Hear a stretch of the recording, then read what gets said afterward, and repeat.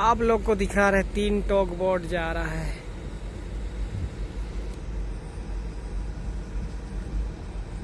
ये boat टॉग boat का इस्तेमाल होता है, बड़ा जहाज को डायरेक्शन दिखा के लेके टान के लाता है। देख पा रहे हैं 3 टॉग बोट।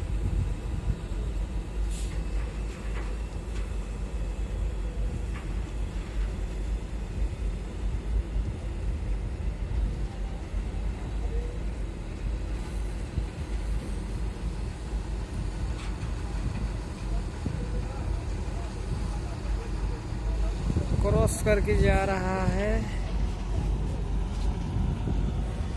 और दिखाते हैं पायलट बोर्ड। रफ्तार में जा रहा है।